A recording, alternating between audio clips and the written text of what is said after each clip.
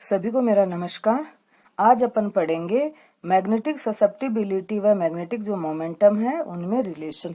कोई भी transitional metal complexes जिसकी अपन ने फैराडे विधि के द्वारा या डोय विधि के द्वारा जिसका अपन ने मैग्नेटिक जो ससेप्टिबिलिटी है वो ज्ञात की है, उस मैग्नेटिक ससेप्टिबिलिटी का चुंबकीय आघूर्ण के साथ क्या रिलेशन है। क्योंकि मैग्नेटिक ससेप्टिबिलिटी का जो मान है उसकी सहायता से अपन complex compound transitional metal complexes हैं उनके स्ट्रक्चर या उनका सेंट्रल मेटल एटम है उसके इलेक्ट्रॉनिक कॉन्फ़िगरेशन के बारे में कुछ निर्धारण नहीं कर सकते। इसलिए मैग्नेटिक जो ससेप्टिबिलिटी है उसकी सहायता से क्या ज्ञात करते हैं, मैग्नेटिक मोमेंट म्यू ज्ञात करते हैं, चुंबकीय आघूर्ण ज्ञात करते हैं। तो काई एम बराबर n square mu square upon 3RT। और जो चुंबकीय आघूर्ण है उसको बोर मैग्नेटॉन में ज्ञात किया जाता है। 1 बोर मैग्नेटॉन बराबर EH अपॉन 4πmc। और इन दोनों को समीकरण की सहायता से इन दोनों समीकरण को हल करने पर म्यू बराबर 3RT chi m upon n square का अंडर रूट बराबर 2.84 का under root chi m into T.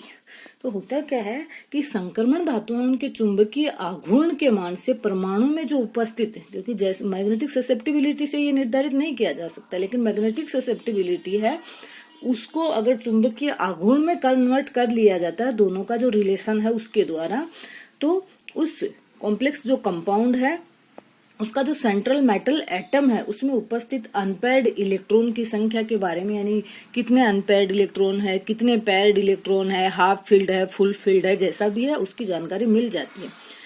और इससे जो कॉम्प्लेक्स कंपाउंड है उसकी स्ट्रक्चर के बारे में अपन अनुमान लगा सकते हैं। लेकिन चुंबकीय आघूर्ण है वो केवल अयुग्मित इलेक्ट्रॉन, ये कब होता है, जब चुंबकीय आघूर्ण है वो केवल अयुग्मित इलेक्ट्रॉन की चक्रीय गति से उत्पन्न हो रहा हो।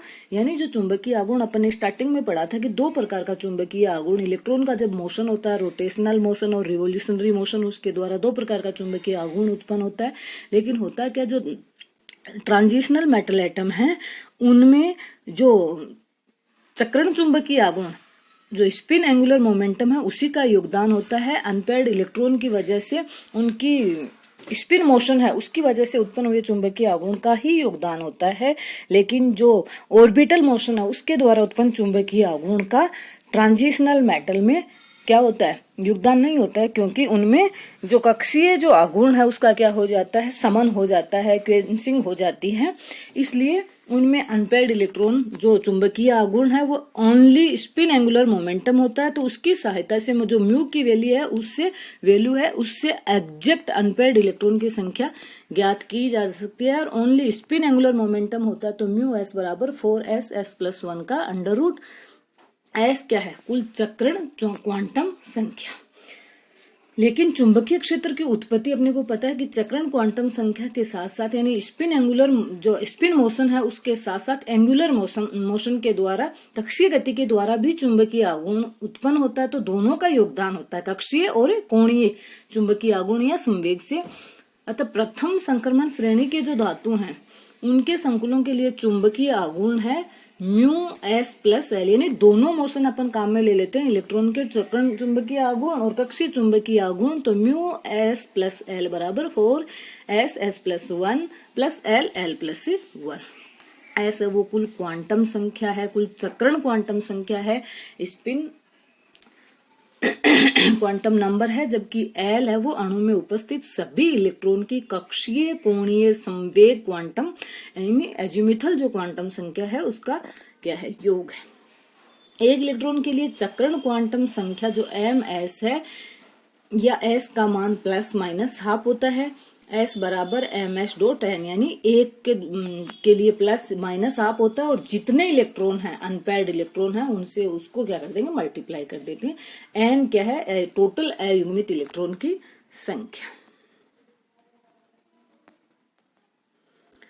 जो फर्स्ट ट्रांजिशनल सीरीज है उसके कई संकुलों में कक्षीय योगदान का घेरे हुए परमाणु है, यानी लिगेंड जो फील्ड है उसके द्वारा क्या हो जाती है, क्वेंसिंग हो जाती है। यानी जो कक्षीय कोण संवेग है उसका क्या हो जाता है, समन हो जाता है, यानी वो उसका योगदान नहीं रहता, वो नष्ट हो जाता है। अतः कक्षीय योगदान को अपन नगण्य मान करके only spin only magnetic moment है उसको समीकरण जो अपन ने देखी है म्यू एस बराबर 4s(s+1) का अंडर रूट के द्वारा ज्ञात कर लेते हैं।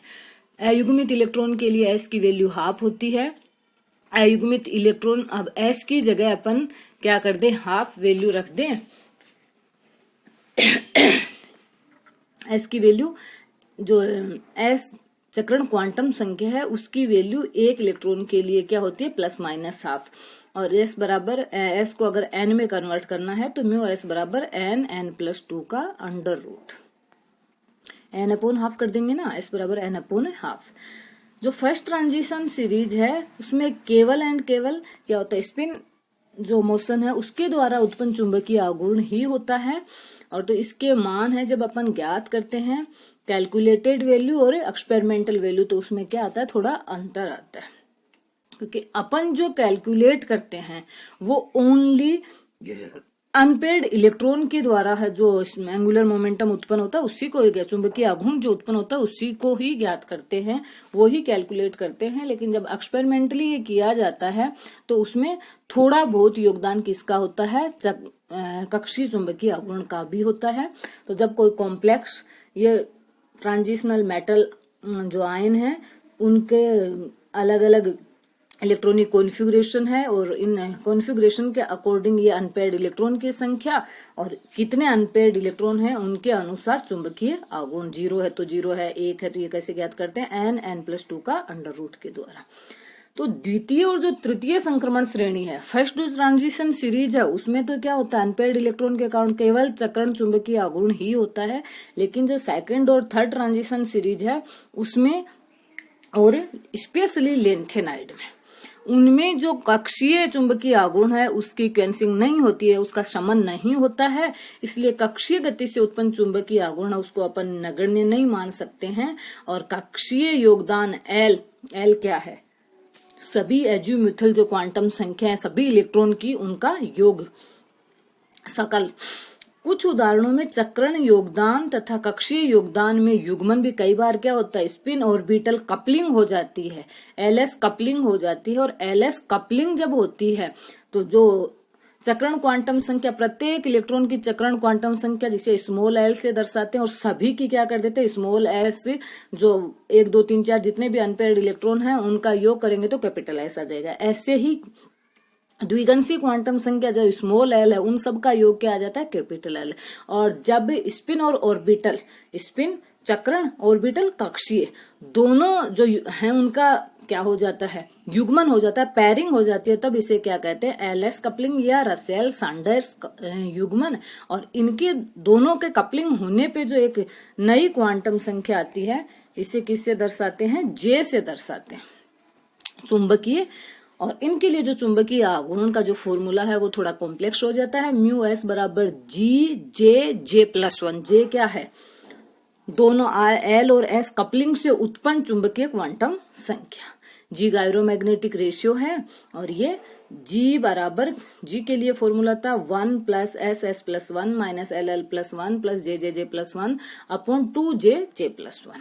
और इन दोनों समीकरण को हल करते हैं तो J बराबर 3/2 + SS+1 - LL+1 अपॉन 2JJ+1 सभी समीकरण हैं। इन सारी समीकरण का उपयोग करने पर लेंथेनाइड जो तत्व हैं उनके त्रिसंयोजी आयनों के कैलकुलेटेड और एक्सपेरिमेंटल जो चुंबकीय आघूर्ण के मान में क्या आ जाती है, समानता होती है। और अलग अलग कब होते हैं, जब ओनली स्पिन एंगुलर मोमेंटम अपन ज्ञात करते हैं तब। चक्रण चुंबकीय युग्मन से, एलएस कपलिंग से, अवशोषण स्पेक्ट्रा जब इनका ज्ञात करते हैं तो कई अलग अलग अपने को जो संरचनाएं मिलती हैं और ये इनमें युग्मन होने से इनके एनर्जी लेवल क्या हो जाते हैं, स्प्लिट हो जाते हैं, जिसकी वजह से मिलती है। पीरे जो क्यूरी है उसने अनुचुंबकीय पैरामैग्नेटिक जो पदार्थ हैं उनकी मोलर मैग्नेटिक जो ससेप्टिबिलिटी है और ताप दोनों के साथ रिलेशन ज्ञात किया। इन्होंने इसके लिए क्यूरी नियम दिया जिसके अनुसार अणुचुंबकीय जो पदार्थ हैं उनके लिए मैग्नेटिक ससेप्टिबिलिटी है वो परम ताप के क्या होती है, व्युत्क्रमानुपाती होती है। ताप बढ़ाते हैं तो मैग्नेटिक ससेप्टिबिलिटी में क्या होती है, कमी होती है। काई बराबर C/T, जहां C क्या है, क्यूरी का स्थिरांक है। ये कॉम्प्लेक्स है आयरन का Fe(F)(6)3- क्यूरी के नियम का पूरी यथार्थता से पालन करता है, लेकिन कई अणुचुंबकीय पदार्थ इस व्यवहार से थोड़ा क्या है, विचलन दर्शाते हैं और उनके लिए क्यूरी व्युज नियम है वो दिया गया। काई M बराबर C/T प्लस Q, जहां पे Q क्या है, व्युज स्थिरांक है। तो ये जो अपन ने क्यूरी और क्यूरी विज नियम, नील जो टेम्परेचर है, क्यूरी टेम्परेचर है वो पढ़े थे। कब कौन सा पैरामैग्नेटिक, डायमैग्नेटिक या जनरली फेरोमैग्नेटिक है वो पैरामैग्नेटिक में कन्वर्ट होता है, उस टेम्परेचर को क्या है, क्यूरी टेम्परेचर। क्यूरी टेम्परेचर पे अप और डाउन पे उनकी मैग्नेटिक जो प्रॉपर्टी है वो चेंज हो जाती है। ऐसे नील टेम्परेचर है ऐसा टेम्परेचर है जिससे अधिक ताप बढ़ाते हैं और ताप में क्या करते हैं, कमी करते हैं, तो जो मैग्नेटिक बिहेवियर है वो चेंज हो जाता है, एंटी फेरोमैग्नेटिक और पैरामैग्नेटिक में कन्वर्जन हो जाता है। ठीक है, थैंक यू।